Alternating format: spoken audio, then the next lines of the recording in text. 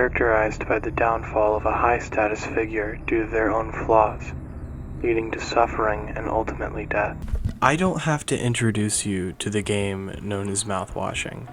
Mouthwashing has probably already introduced itself to you, and its fandom has also probably already shown you that it cannot take itself seriously to any degree, and when you go to play the game, you will soon find out why. Oftentimes I've noticed that the darker the media is that people are consuming, the more satirical and retroactively funny the content that is produced around it will be.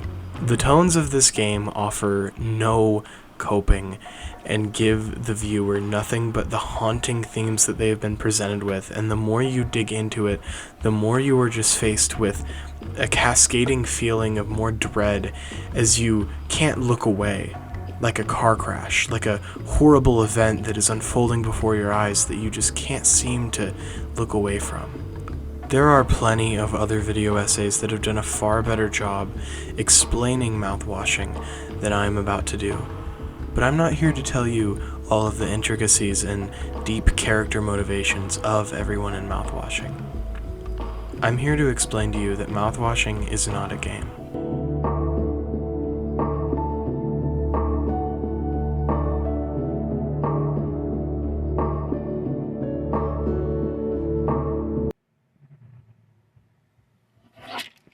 Before I get into my main points, I want to establish a few things that we will be using to support the case that I am giving. Outside of this being a quirky video title, in which I am using it for you to hopefully click on this video, yes, obviously, Mouthwashing is a literal video game, but I'm here to say that its story structure is anything but the type that you would find typically in a video game.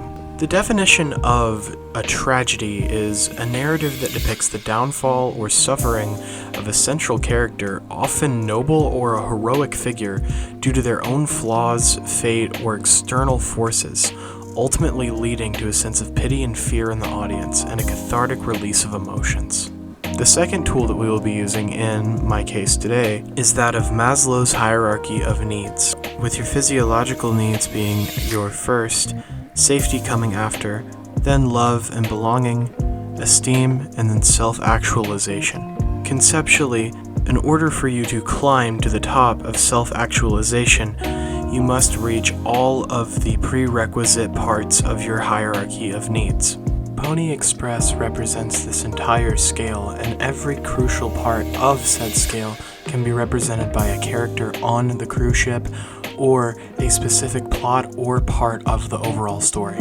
The self-actualization at the top of this pyramid is Pony Express and its overall success as a crew at the hands of its captain, Curly. However, the story structure that I am trying to present to you is that of a tragedy. Typically, in a tragedy, there is no clear antagonist and instead a driving force that represents the flaws of that fallen king. And you might be thinking, yes, the game has an antagonist. You play as the antagonist. But what I'm here to present is that Jimmy is, rather than an antagonist, a driving force, a byproduct of Curly's crucial character flaw, oversight. I think you can put two and two together by now. I will be walking through this scale of needs and fit all of the characters and events into each respective category. Physiological needs does not have any specific character in mind, but to me represents the entire crew as a whole. Post-crash, everyone is struggling for food, water, and sleep, with the name of the game coming from the mouthwash that was the only item being shipped on their ship. On their ship? Shipped on their ship? That sounds weird. So we've got our first one out of the way, but the most touchy and, in my opinion, most important part of the hierarchy of needs, at least in this discussion, is that of safety.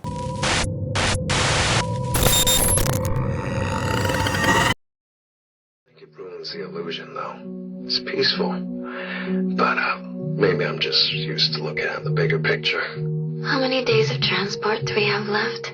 Let's see. Off the top of my head, around 237 days. That is just under 8 months. For the safety category of the hierarchy of needs, I am letting Anya's character represent it.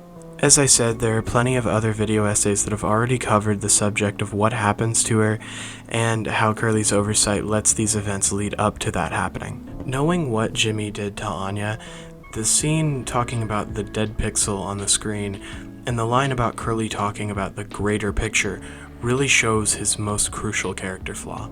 As I've already said, the self-actualization tier on the hierarchy of needs is Pony Express, but what I'm trying to say here is that Curly acts more as Pony Express than he does a person, and because of that, Curly is always focused on that self-actualization, the highest potential of Pony Express, the highest potential of the crew, before he leaves and ultimately quits being a pilot.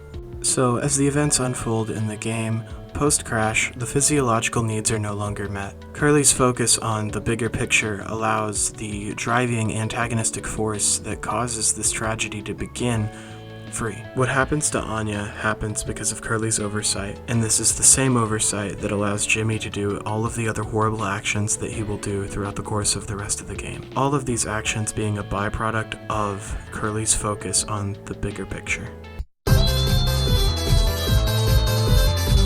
Alright, this video is getting a little too serious. Daisuke is a character that no one really talks about in their commentaries, and I felt like the character deserved a little bit of justice because I love Daisuke.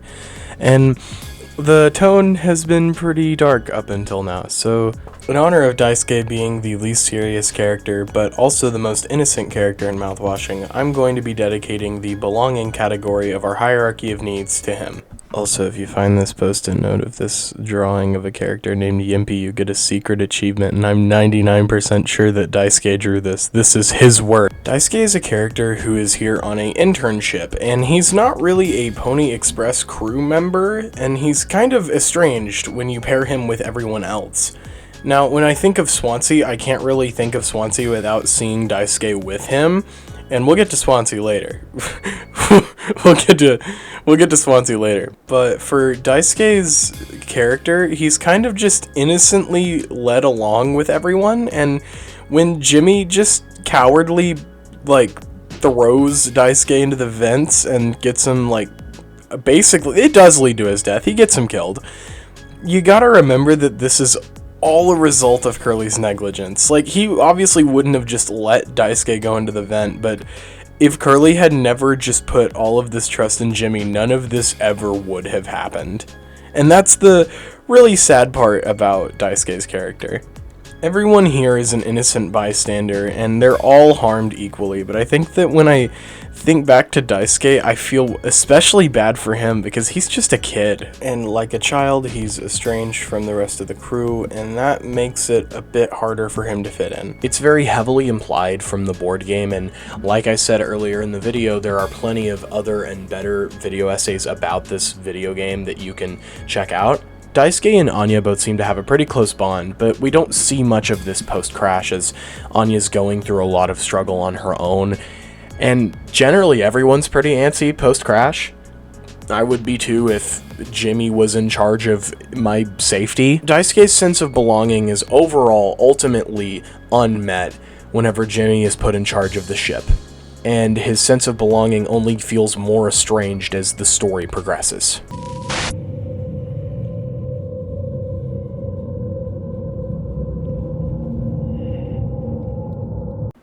With Pony Express's desire for self-actualization and the desire to become the most that one can be, which is why I'm using this as a metaphor, at the top of our list we have esteem, which I believe Swansea meets.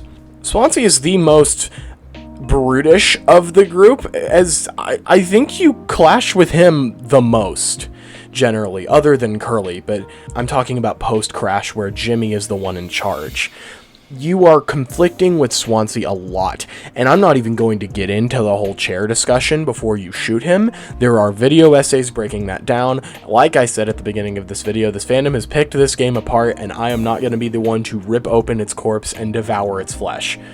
Swansea loses esteem very slowly. It's a slow burn, and I think that with esteem being the top of the hierarchy of needs, it's very fitting that this is the most dramatic, gripping, and violent losing of the final need.